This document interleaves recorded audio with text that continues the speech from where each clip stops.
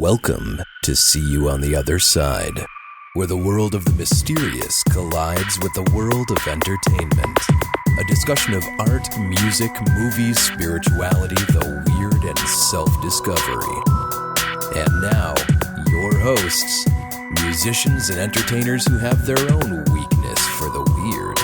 Mike and Wendy from the band Sunspot. Episode 264, we're coming out of the shadows and talking New Orleans voodoo with Dr. Rory O'Neill Schmitt and Dr. Rosary O'Neill.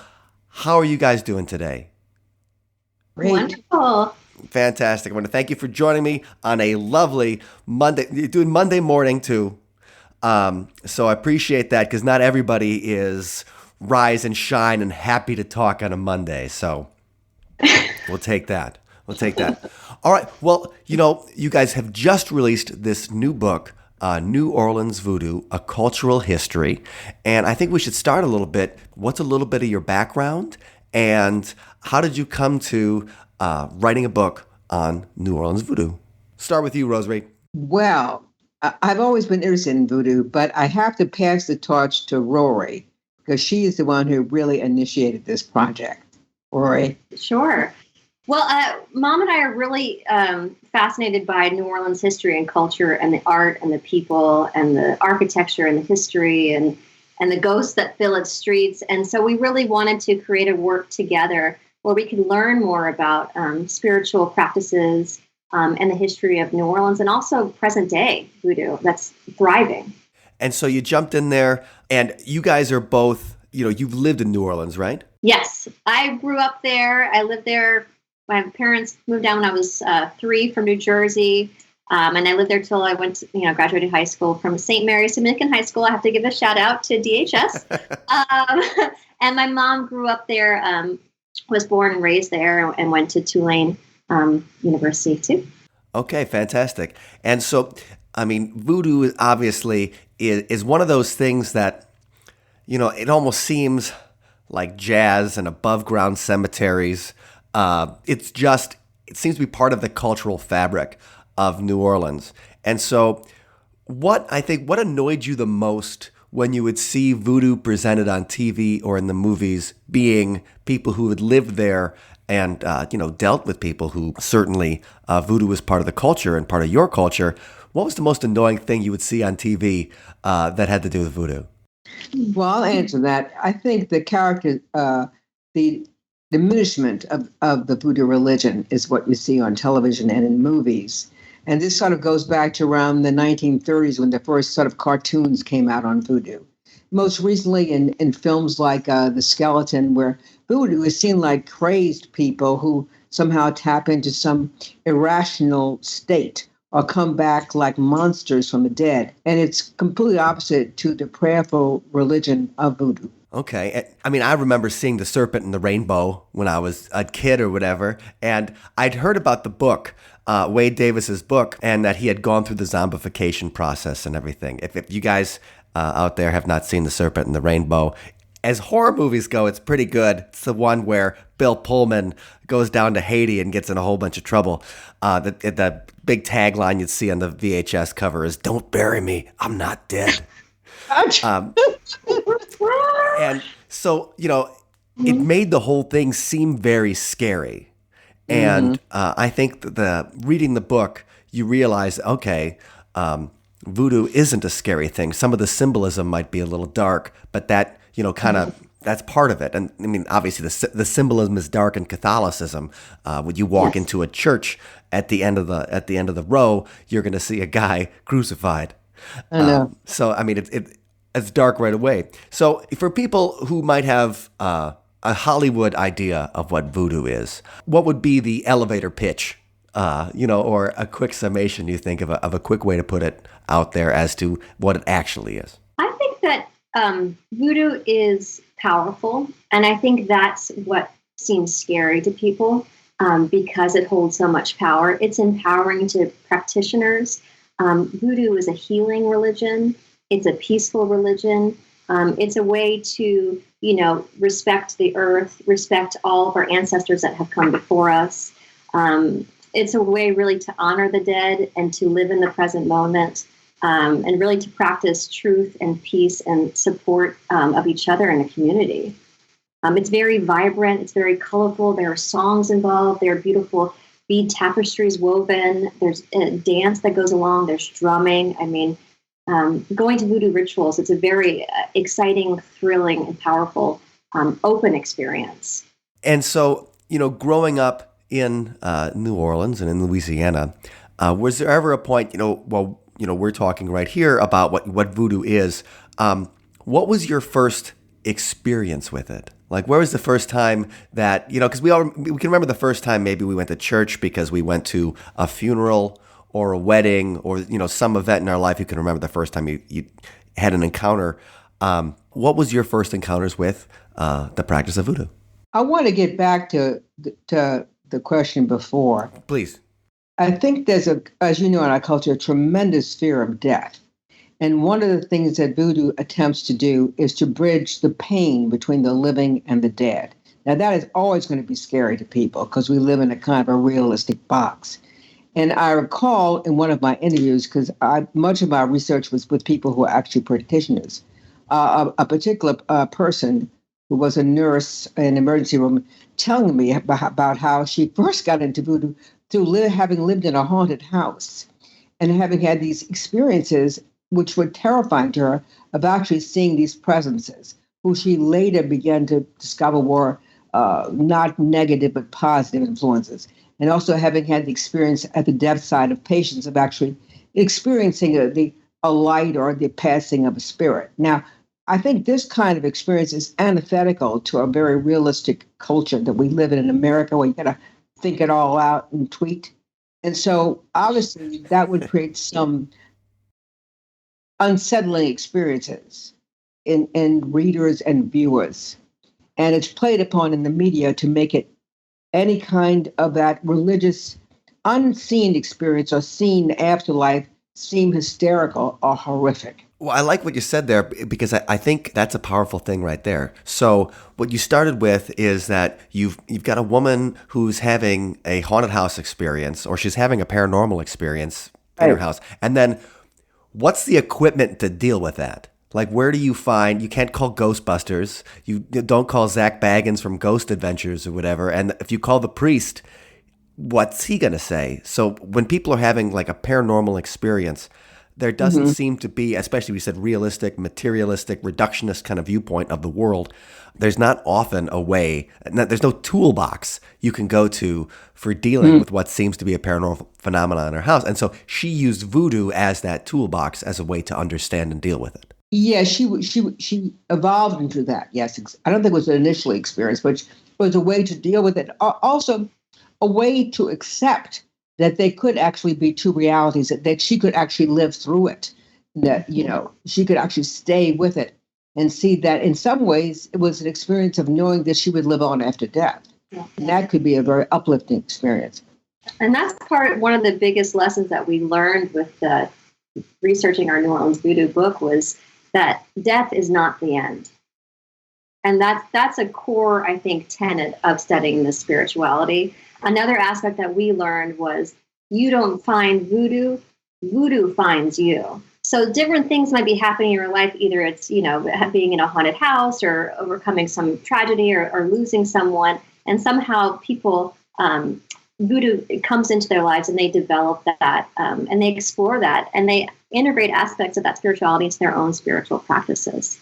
And that's kind of what I want to get into, like how you guys had your first experience with voodoo, or the first time you crossed it in a real setting, as opposed to, like, I've been to the Voodoo Museum and I go to all the Marie Laveau's stuff. And I remember, I think the first time that I ever even, not necessarily had like a voodoo experience or anything, but an actual someone making a comment about it outside of a tourist setting. We were down in New Orleans, and I was on tour with my band, and we had like a full day of nothing to do before we went to go play at the Dixie Tavern that night or something like that. And, so as we're just walking around the street, some guy comes up and asks for money, and I'm like, well, right, I mean, that's everywhere. But I'm like, yeah, all right, here's a couple of bucks, dude. Have a good day. And he's like, all right, man. And then he gives me like this little ball, and he puts it in my hand.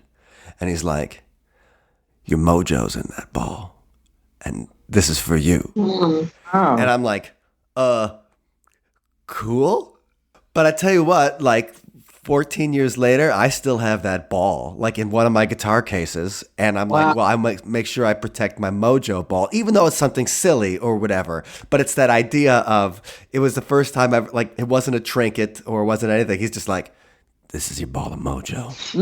It's going to give you good luck. And I'm just like, all right, dude. And while it's ridiculous, I still have that ball. And so, like, that was something where you encounter something out in the wild. I mean, even if he was just doing it to have fun with me or whatever, it's still, you encounter something out in the wild that kind of, you're like, okay. Usually I give a guy a couple of bucks. He says thank you. And when it says like this, I'm going straight to the liquor store. Thank you. But this guy did something else. And I was just wondering, what were your guys' first experiences with something like that out in the wild? Rory, you should talk to this. Well, I think as a kid, I remember seeing things like voodoo dolls and being, thinking that they do have power. And I think part of New Orleans culture, everybody, no matter what religion they practice or whoever they are, you kind of have a reverence for voodoo because you don't know about it. And what you don't know, it's just better to respect it and not kind of play with it if you don't know what you're kind of dealing with. So I remember as a child, like hearing it and not thinking that it was some hoo-ha joke or something, but like, this is something that I don't know about and it seems very powerful and I'm not going to disrespect it. And I think that's a lot of people who are outside of voodoo, or even today, locals there. I also think New Orleans has a special, tolerance or acceptance of ghosts. Mom and I were in a production team meeting for a TV series we're developing. And one of the producer says, yeah, all houses in uptown New Orleans are haunted. And so it just comes to be like, people just kind of accept this as, yeah, this is something that is part of New Orleans. It's not really, it's something that we just accept as I think, unlike other places in the world that I've lived. In my adult life, I was exposed to voodoo because my father had a chicken foot fetish hanging from his rear view window in his car when he picked me up from the airport. I live in Scottsdale, Arizona now, and I said, Dad, what's this? Because he's Catholic. And he said, oh, this is from my friend Sally Ann Glassman. She's a priestess, and this is supposed to protect my car. And so I think as an adult, it re-exposed me to a religion that I didn't know so much about. But also part of voodoo's history is it's been kept underground because it has been, people who have been practicing it have been really persecuted. And now part of the mission of voodoo practitioners, voodooists, is that they really want to bring it out into the open, bring it out from the shadows. And so he introduced me to this wonderful priestess who wrote the foreword for the book, and who's one of the leading voodoo priestesses. She was initiated in Haiti, in New Orleans. And so having that friendship and introduction to her really helped me understand the beauty of this spiritual practice. You mentioned something right there that I think is really interesting about voodoo, is that it's that connection between voodoo and other religions. It's an amalgamation of something. And I'm going to try to explain it, and then I want you guys to come in and let me know when I'm wrong. All right? Or, that kind of thing. So, going through New Orleans voodoo, a cultural history, you kind of see that voodoo is a combination of the Roman Catholicism from the the French settlers, and then the West African animism of the slaves that they brought with them, to work on the farms and everything. And then as the slaves were looking for a way to still express their religion, find some control of the world around them, still have any kind of identity, they would integrate some of these Catholic ideas into their own kind of religions. So we've talked about animism a lot on this podcast. So if you guys are just coming into the podcast, the idea is in animism, everything is alive. There is a spirit to everything, whether it's from the tree outside that's literally alive to my computer, which acts up on its own like it is alive and has a temperament. There's a spirit to almost everything outside of their material, or maybe intrinsic to their material properties. And in animism, it's that idea that everything has some kind of life to it and can be communicated with as such, as opposed to this idea in Catholicism where everybody has the people have souls, and that's about it. Yeah. And so and then voodoo comes about as a way of integrating both, so the slaves can still practice their religion, but yet at the same time, their French overseers and stuff don't,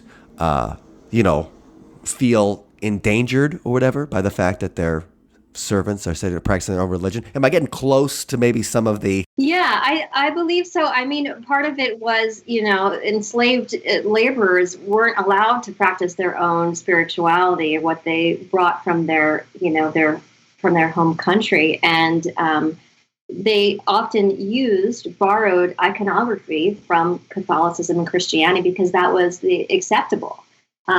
So you'll see certain deities or loas in Voodoo have a Catholic saint, like Saint Anthony or whoever associated with that saint, because that was accepted to pray to that form. And you'll still see it today that they'll have a Catholic name associated. Another part of borrowing the Catholic and the Christianity imagery and the saints and some of the spiritual practices is because, like you mentioned, your bag of mojo, these herbs or these natural products, they believe that they really did have healing properties.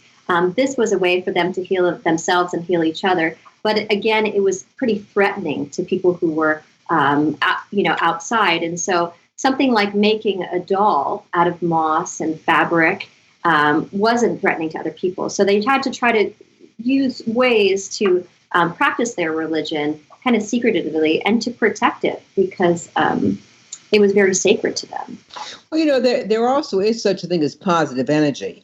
I mean, in the theater, when all the actors come on stage, you feel this tremendous inner energy, and then leave they kind of show there is that whole sense of what is animating that energy. And I think the fear in voodoo is that you'll tap. I mean, for the person coming in, is that you'll tap a negative energy.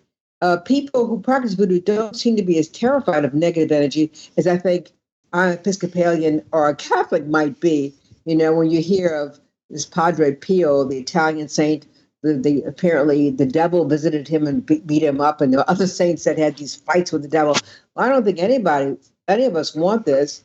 And Rory, you might talk about that voodoo sermon you went to, but people have a positive and or a negative energy that comes into them. We all want positive energy. Yeah. I think, well, within the voodoo rituals, there's something called the possession experience.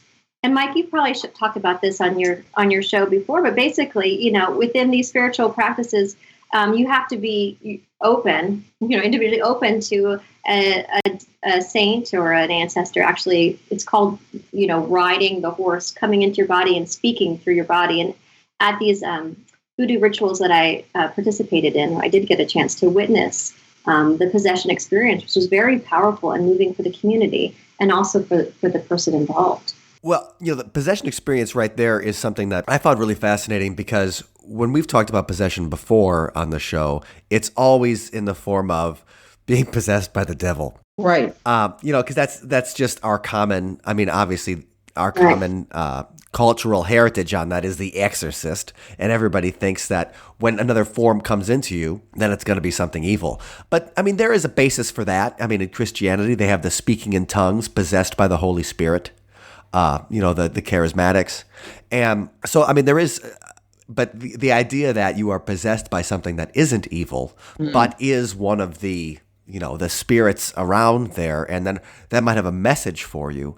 I thought that was something super interesting that I hadn't really caught before when I had read and learned about voodoo. So I kind of wanted to get into that a little bit more because you mentioned before the loas and how, they, this is such a great word, the syncretized, which means that you take two cultures or whatever. And so the loas are the spirits in the West African religions, and they line up to some of the Catholic saints.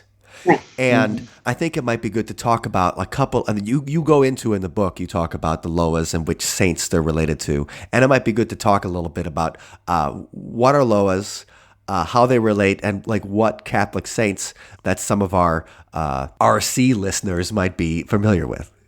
One of the things too, I want to make sure that we point out, Mike, is that this was very challenging for me when I was doing the research. Was that New Orleans Voodoo is several different spiritualities coming together, and each person who practices New Orleans Voodoo kind of has their own flavor to how they practice. Okay.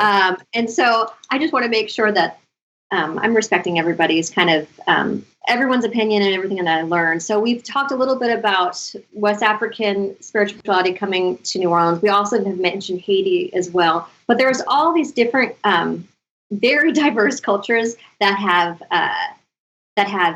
influenced the development of New Orleans Voodoo. So one thing to point out is something called the Oguns. That's another form, another word for Loa. And so I just want to make sure that I'm using proper language for everyone who practices. Also, one thing to notice is I was speaking to a voodoo priestess, and she says there is actually among the scholarship people who don't like voodoo being called a syncretic religion. So there are all these different, and part of my challenge was studying the spirituality was I went to Catholic school growing up, Catholic college, it's not like this kind of parochial. There's no special catechism where you have to follow and believe these certain kind of things. So there's several different routes of kind of studying the divine or practicing your spirituality and religion. And not everybody agrees on everything, which is, I think, really enlightening and really beautiful that there's an openness to it. One of the women that I did interview, I was felt very blessed that she trusted me, because a big part of being a researcher and studying spirituality, which I'm not an insider, her name was Janet Sula Spirit Evans. And she did a lot of her, she was ordained in Africa, in West Africa. And she actually doesn't like being called a priestess. She prefers to be called a priest. So there's all these different, very specifics. I just want to make sure when I answer questions that I am not the New Orleans Voodoo Authority. I've learned a lot. And a lot of people have different ways of kind of practicing and different people that they pray to. So I hope that's helpful. No, I think that's right. But the thing is, when we talk about it, it's interesting because there is no centralized voodoo document. Like nobody's coming in and saying, like, hold on, let me check the voodoo dictionary to make sure we're getting the words right. Exactly. There's no Bible. There's no book. Many of the voodoos couldn't read or write, you see. So it's all passed down by word of mouth and passed down differently. And which is okay for, people who don't have a literate, heritage to pass things down, because it can be just as powerful, but part of not writing it down was a way of preserving it too, Sure, because if you wrote it down, that means it's being exposed then Exactly. to the people who might try to stop you from doing it. I'm just looking at the book now. One of the loas that is probably one of the most popular is Urzuli Frida. And she is this loa who just loves glamour. She's the loa you pray to for a happy marriage, for love and relationships. And when I was talking to a religious scholar, Julie Bidmore, she was saying she brought students from Chapman University in California to New Orleans for a summer study program. And they would just love learning about voodoo, but she made an altar. And a big part of the spiritual practice is, making either altars to your ancestors or altars to certain deities. And her altar had things like pearls and lace and, beautiful, lovely roses and things like that as well. So whenever you kind of pray to a certain deity, you want to also honor them and give them something. And maybe to Catholics, it might seem like, oh, am I bribing them? A little bit. You're just offering things that they like so that they'll help you. So that's part of it too. It's very different than I think what I grew up with, but I love it. And I noticed in going to Sally Ann's shop, she has statues. This is a voodoo shop at the Healing Center in New Orleans. And there is Our Lady, who we call in the Roman Catholicism, the Blessed Virgin. There's St. Michael the Archangel. He's clearly identifiable. There's St. Peter with the keys. So there are a lot of statues. And these statues, I imagine, Rory, correct me, have different names in the voodoo religion than they would have the Catholic religion, but you would identify them as saints in the Catholic religion. Right. Yes. And so they'll have a certain name for the, a Catholic saint name. They'll have the Haitian Loa name. They'll have the West African Ogun name. It kind of depends on which kind of congregation you're in or what you believe. But yeah, we'll definitely see different saints that show up, and different kind of ancestors too. And it's not always, which I also love about it, Mike and Mom, is that it's not this pristine, beautiful, clean, like we go to St. Louis. Mom and I went to St. Louis Cathedral where Voodoo Queen Marie Laveau used to practice. You used to have these huge, ornate ceilings and, Christ, crucified on a cross at the end of the altar, these beautiful paintings. You go into a Voodoo temple, it's very different. The aesthetics, it's small, it's closed in, you'll see a lot of wood, you'll see hand paintings. It's a lot more comfortable. The Loas too, my first Voodoo ceremony, they said, the Loa, he's a little bit bawdy, he's a little bit sexual and sexualized. So if he possesses someone, which he did, he possessed the Voodoo priestess, her entire body and her physique changed. She put on a top hat, she was dancing around, in a sultry way. And so you wouldn't see this, in maybe other types of, churches. They're open to accepting that and embracing that as part of, who we are as humans and who we become as spirits. I think that's a great point too, because you think when you go into the great cathedrals or whatever, or, you've been to St. Patrick's or even even in Milwaukee, the cathedral that my mother grew up going to was a basilica. So it's built by the Polish immigrants, and it's just this massive, gorgeous, beautifully, kept, pristine building. And then you go into like a voodoo shop or like a Botanica. Yeah. And you'll see like the corner will be the altar, and the altar will have a statue. Maybe there's a skull and there's cigarettes like put in the skull's mouth, and pennies thrown in and things and little things like that people leave as an offering. And the difference in an altar that it seems like regular people use or are using because they're praying for a raise or praying for their sister who's sick, or all these kind of things. They're looking for favors in any kind of place they can get favors, versus the gigantic cathedral used a few times a week or whatever for a big group to come in and worship together. And so I like that difference too, in the idea that voodoo is just, dirty isn't the way to put it. I think real is the way to put it. Like it's a religion that people use because they're trying to affect their environment, have a positive impact, or have some kind of control and connection to the world around them. Exactly. It's very real. It's very raw. It's very dirty. I'm sorry. It's also dirty. That always surprised me. Like when you go to the Voodoo Historical Society, it's kind of like dusty everywhere, isn't it, Rory? And dusty altar. There's like old pennies and old pieces of paper, and Mm-hmm. So I don't know why that is. I think part of it is the barrier has been removed. So Voodoo is very much inviting. It wants you to participate. It doesn't want you to be passive in the pews. It wants you to get up and dance. It wants you to get up and give $1. It wants you to knock 3 times on the floor and ask Marie Laveau to bring healing to your family. We don't have the same kind of physical barricades that you'll see in different places. And even at the New Orleans Voodoo Museum, you'll see people take Polaroids. They leave lipstick, they leave money because they want to show respect and they want to show gratitude and they want to ask what's beyond what we can see, spirits, ancestor, gods, saints to help us. And we will show our gratitude, there's that openness there. And so we just were talking about the difference maybe between a Christian church and a voodoo altar. When you guys were working on the book and you go through and talk about the different ceremonies you've been to, if you would sum up a voodoo ceremony or say like how it proceeds, the ones that you guys attended, what would you say like the big difference, a little bit you just said, is that everybody gets involved and stuff. But how would you describe a voodoo ceremony as compared to going to church? Well, I can talk about this if you like. I went to a voodoo ceremony a few months ago, and it was in honor of La Sirène. And La Sirène is the beautiful goddess, mermaid goddess who lives underneath the sea. And, before you come to, I researched, what is involved in these kind of ceremonies. And before you go to ceremony, you have to make sure you bring something. It's like going to a friend's house for a dinner. You want to bring the host a gift, right? It's that kind of reverence. Sure. And so I brought her, she loved things of glamour and beauty. And so I brought her like rhinestone barrettes and some nail polish. And then I thought, well, can she paint her nails underneath the sea? And then I was like, Rory, don't try to make a logical decision. It's gifts beauty.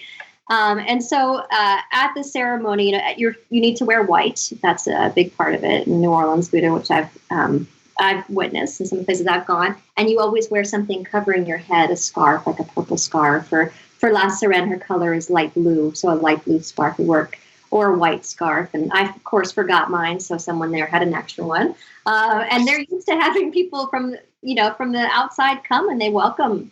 And so the New Orleans Onfu, or the congregation with Sally Ann Glassman, the priestess I usually visit, she actually had the ceremony in her home. And so it was outside on her porch in this beautiful home downtown in like the Bywater Marinade area. And,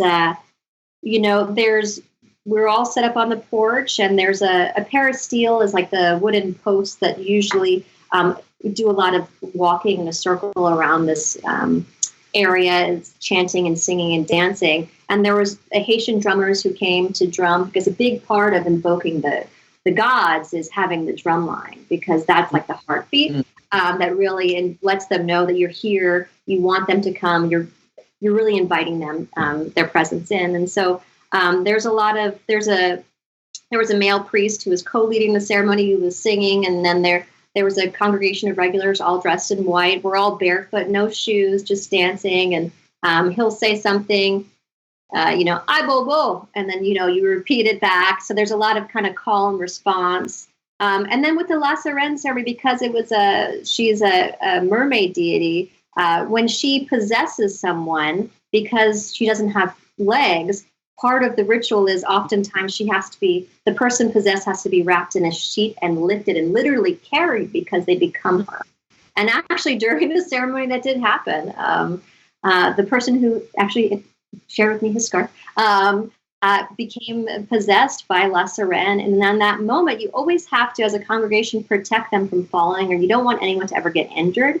And so you basically just, when they become possessed, you catch them, you carry them, you lay them onto the ground. They brought out a sheet, they wrapped his body up, and they bring, oftentimes the gods like rum. So there's alcohol, there's drinking in New Orleans Voodoo sometimes, to call for rum, and was whispering to someone, not loud enough for everyone to hear. But basically the idea is the deity will speak through that person, or the ancestor will speak through that person and share it with someone. And then the person who becomes possessed doesn't remember. And if you want to know, then the words that were told to someone else will be told to you, if that's what the deity wants. And so I wasn't in his kind of inner circle to learn what she had said, but I was able to really witness this beautiful kind of possession experience. And then after that, it happened. It was just for a few moments. And then we continued singing and dancing and kind of our ceremony. But it was a beautiful, fun, exciting, thrilling. Well, just like a dinner party, right? You can bring a 6-pack at least. So you say like you bring a gift. Well, the usual thing is like, well, I'll bring a bottle of wine or a 6. At least here. People bring wine, rosé. They brought champagne for rum. And so, but that kind of ceremony, was that something? So when you think about going to church, you drive by and then they'll say Saturday 4:00 and then Sunday 7, 9, and 11 or something like that. Like, how do people know there's a voodoo ceremony going on? Like, it's not like a Facebook event, is it? Right. Well, I think part of it is you really have to be connected with a congregation and gain the trust and respect of a priest or priestess.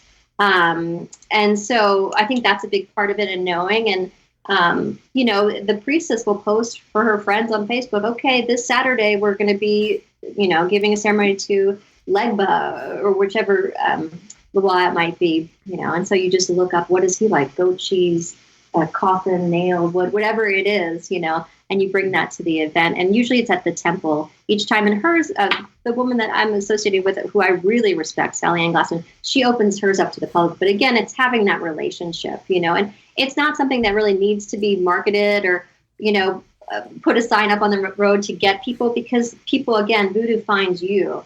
you come to Voodoo, you form these relationships, you learn, and you grow with it, you know. Well, that thing you said right there again, you said, you don't find Voodoo, it finds you. How did it find both of you? What was the, Rosary, how did Voodoo find you where now you're compelled to author a book on it? Well, I've had some near-death experiences, and I think because of that, I've had in my life several visitations by people. I almost died. I had breast cancer, and 12 years ago, and almost died from that. And then my mother, I used to be a full professor at Loyola, and I was debating leaving Loyola because I had gotten a Fulbright to Paris, and I was going to have to give up tenure and full professorship, which we know is a hard thing to get these days. But I wanted to take this trip. And the night before, I had this visitation of my mother. She was dead, and she was there actually in my moment. And I so experienced her being there so much. And she kept pointing to this picture of Edgar Degas. She said, do it, do it. But of course, I was getting the Fulbright to write a play about Edgar Degas. The next day, I went into the president's office at Loyola University, and the same picture was over the desk of his secretary. And I thought, I have to resign.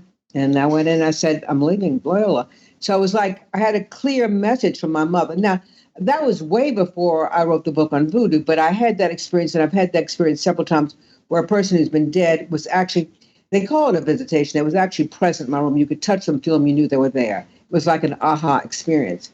So having had that, for me to believe in Voodoo was a pretty much a natural step. I didn't know anything about it until I was invited to do this book, but it was curious to me that it was religion that where people connected with and called back to people from the dead, because I had had several experiences in my life of connection deeply with people who had died, and I could give you more.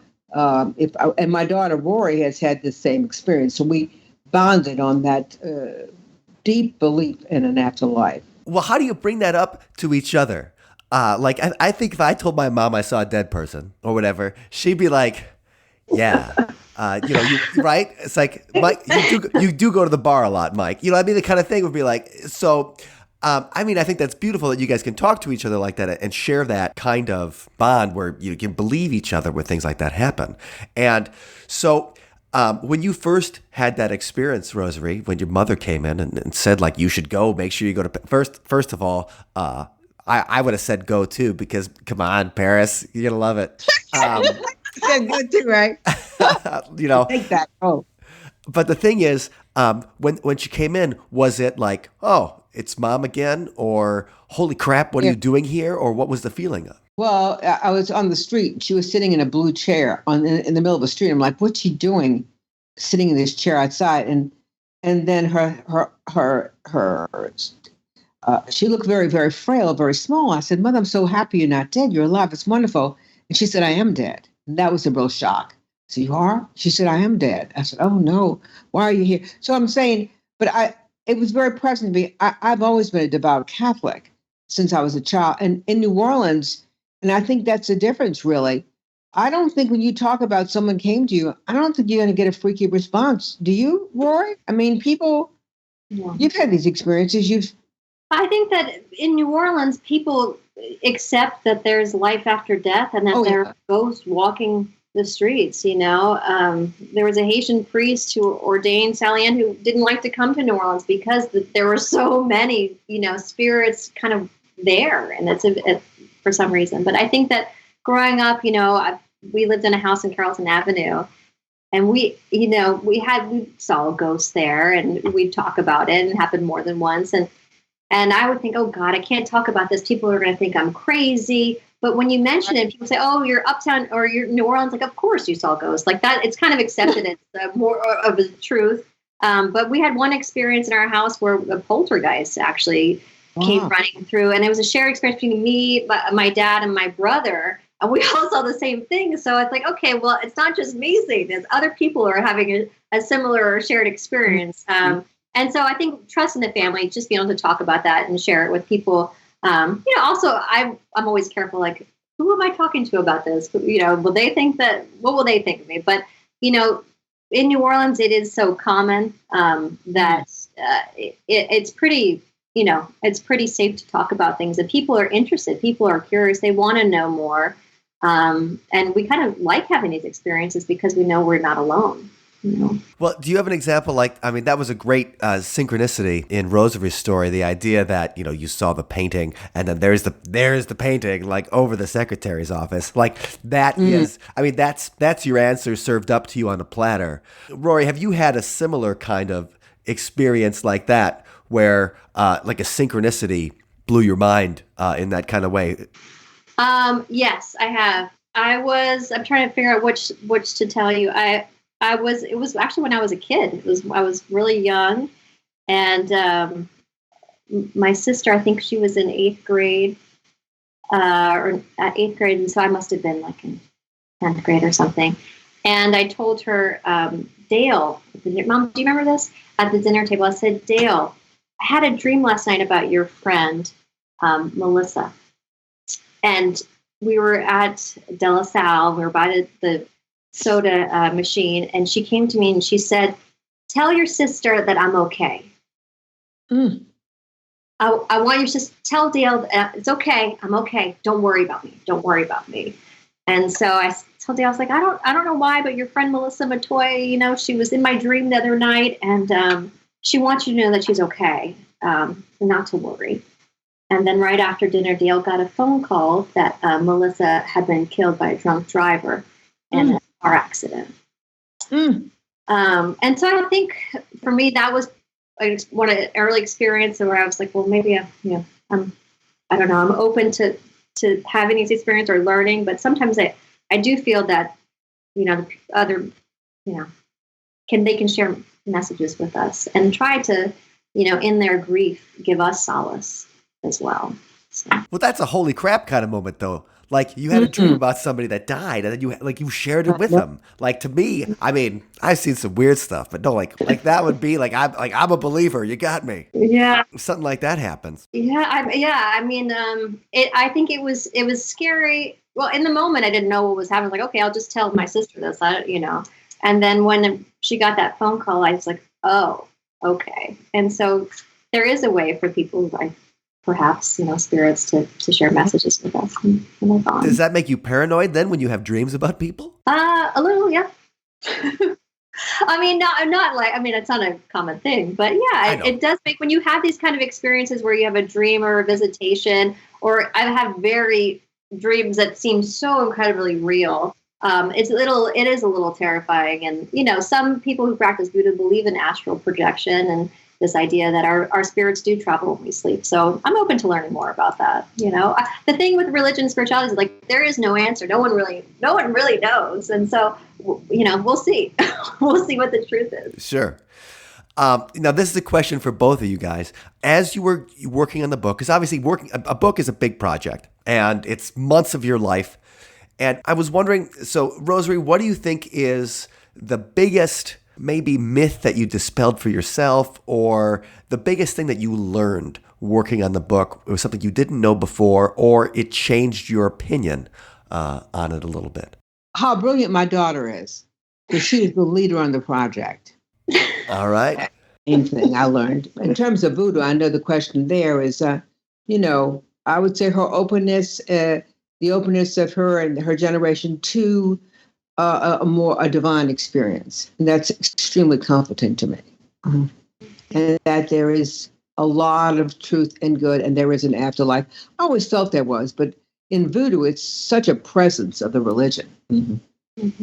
And so, Rory, what do you think is your, the biggest thing that changed for you, maybe in your head, or maybe you learned of your own brilliance at the same time? But creating a book, though, it is a project where you're hoping that by engaging in the journey of creating something big, that it does change something in yourself, whether it's what you think in your head or your belief or anything like that. So I'm just wondering, what was the biggest thing for you?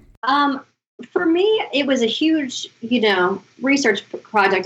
I've already written my dissertation, but it felt like doing a whole other dissertation because there was so much involved in studying the research about this religion. And it was really exciting to see how there are so many students who are writing dissertations now on Voodoo and exploring it as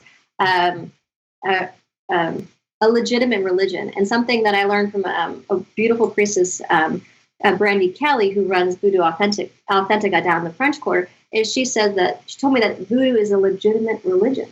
And that was the first thing you had to accept in really respectfully researching this and writing about this. I thought is just to accept that this is a legitimate religion, just like there are hundreds and thousands of other religions, that it has a history, it has different feast days, it has different saints, it has different icons, it has different rituals involved.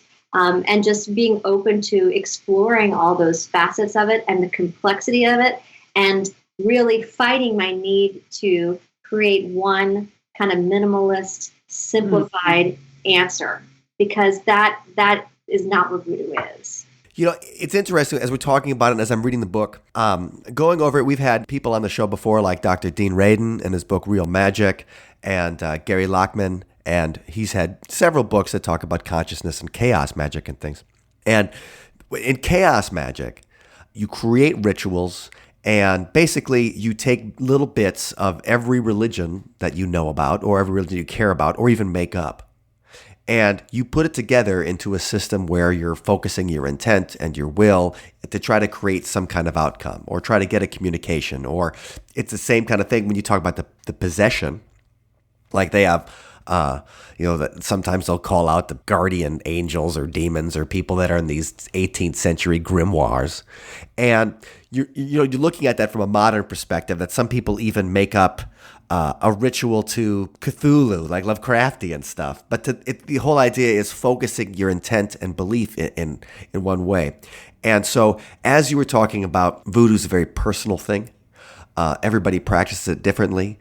You're taking bits of Catholicism, bits of African religion, bits, all the groups that came together in a city like New Orleans, and then people create their own kind of religion from it. It just made me think that the more things change, the more they stay the same. Because when you talk about chaos magic from like the 1990s or Dr. Dean Radin's book that just came out last year, you're like, okay, then. Really, people have been doing this for centuries now, taking the little bits and pieces and putting together their own way of viewing the world and seeing the spiritual in their own lives from the bits and pieces that, they always make the joke about cafeteria Catholicism, right? Like you believe this part, you don't believe that part or whatever. But I think that's how people treat spirituality, because there can be parts that really resonate inside you and there's going to be parts that don't. And I think this book really gets that message across, because it seems that the voodoo practitioners that you talk to come from all walks of life. Yeah, that's true. And that because we think of this idea, the voodoo priest is going to look like Marie Laveau or something like that. But you guys have seen different examples of that. And can you speak a little bit about that? How people have come to it from all different walks of life? Well, yes, Sally Glassman is a PhD, and she's from the East Coast, and she's Jewish. And they have people in Brooklyn, New York, who are from Connecticut. Who have reason. First thing, people very, very highly schooled and intellectual, and other people kind of pretty grassroots and uneducated, but all with this common desire to connect with a higher power with an afterlife. And so, finally, we get time for about one more question here. I'd just like to say, if there's one message that people can get from the book that you'd like to make sure, if they're going to read, first of all, everybody should read New Orleans Voodoo, A Cultural History, because you're going to learn a ton of things. And of course, we're going to have a link available on the website where you can jump to it and then purchase your copy right there. And I'd recommend it because it doesn't look to it from it's not too woo-woo kind of thing. And it's also, it's a cultural history, but it's not like a textbook. So you're not going to read it and get bored while you do that. If I was able to make my way through it, you guys are going to love it. So that's the thing. So for both of you, for people who are reading the book, what's the one message you want to make sure they get that you feel if they don't get it, they miss something? I think voodoo is a pathway to God, and you can learn a lot about how to grow closer to God in this religion. I would say voodoo empowers, and voodoo heals, and there is no death. All right. Well, I want to thank you guys very much for joining us today. If people want to learn more about, first of all, you can go to the show notes, othersidepodcast.com /264, and you're going to get direct links to their websites. But if you people want to find and learn more about you and your work, where's the place they can go to do it? Well, Rory and I are working on a TV series right now, which is called Garden District Productions. You can look that up online and find out more about that. Right, Rory? Yeah. Voodoo and other things. Yeah, well, that's a side project we're working on as a television show development, Garden District series, but there will be a ghost element, a paranormal kind of element, because that's part of New Orleans culture. And there may even be voodoo element, too, that we will write into the script. So we do have a Garden District Facebook page. Rosary and I both have our own websites. Mine's www.roryoneilschmitt.com. And Mom, is yours RosaryO'NeillProductions.com? RosaryO'NeillProductions.com. But yeah, we look forward to connecting with people and answer questions and learning. We're constantly learning from others. And thank you so much, Mike, for having us. Thank you, Mike. We love being here. Now, when I was reading New Orleans Voodoo, A Cultural History, the idea of possession in a voodoo ceremony really struck me as something different and interesting to at least my religious upbringing. Instead of being possessed by the Holy Spirit like the charismatic Christians who speak in tongues, they get possessed by a variety of different loas, which are the spirits that act between humans and God. Now, whether it's the Lord of the Dead like Papa Gede or Papa Legba, the trickster of the crossroads that we talked about in the Robert Johnson Blues Crossroads episode, in the ceremony, the participant becomes a vessel for the spirit to speak through and often doesn't remember it. That kind of surrender to the invisible powers of the world seemed dangerous but exciting. It's exactly the type of thing that people who tell you shouldn't play with Ouija boards would warn you against, but it's also the kind of thing that seems like a powerful spiritual experience. So we took that for the inspiration for this week's song. Here's Sunspot with Possess Me.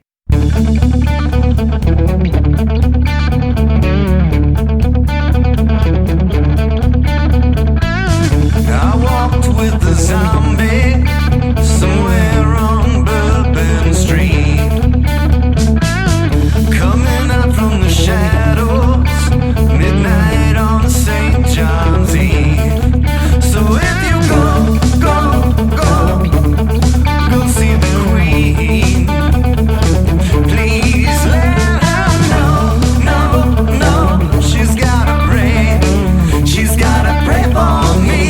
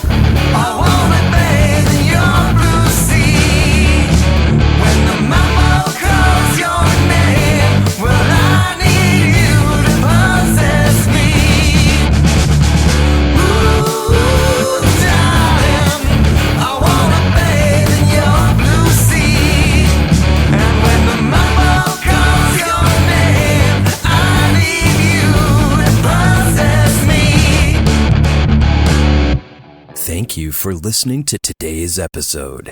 You can find us online at othersidepodcast.com. Until next time, see you on the other side.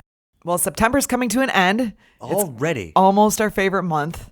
That's right. And that means it's time to hang out. That's right. Rocktober Patreon Hangout coming up October 2nd, 7:30 p.m. Central. If you guys are Patreons, we would love to hang out with you. It's actually our September hangout, but we're going to have it at the beginning of October. So there will be another proper October one toward the end. Absolutely. Toward the Halloween end of the month. That's right. And make sure you get your pagan on because September 21st is coming soon. The equinox is here already. Yeah. Yes. Unbelievable. Wild. I feel like we were just talking about We were just May talking Day. about we were just talking about May Day and the last Right. equinox and ceremonies and everything. Anyway, I'm getting my virgins ready and getting the sacrificial altar, and I can't wait to call all of my satanic ritual friends and get it going. Yeah, so mark your calendar for Wednesday, October 2nd. We're going to light a bonfire and dance around it That's virtually over Skype. That's right. No, it's going to be a lot of fun. So we would love to hang out with you guys on Skype. Now, if you are not yet a Patreon member and want to check it out, just send us an email. We can get you in for a little while, and you can hang out and talk with everybody. But then we'll have to kick you out and just hang out with the patrons. Yes, it's like a try before you buy kind of situation. Exactly. And we would be remiss if we did not thank Dr. Ned for his wonderful support. Ned, thanks so much, and it was great seeing you at our show last week at the Vintage. And I hope we see you in Monona this Thursday. We'll be playing at a pop-up beer garden at Schluter Beach in Monona if you're in the area. If you are a Patreon, come there. Come on, we'll dedicate a song to you. There you go. All right, October 2nd is where we'll be hanging out. If you're interested in joining, the place to go is othersidepodcast.com/donate.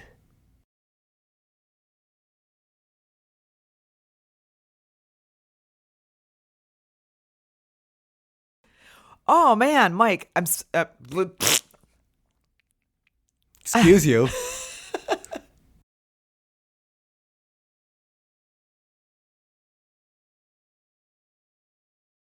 Your mojo's in that ball.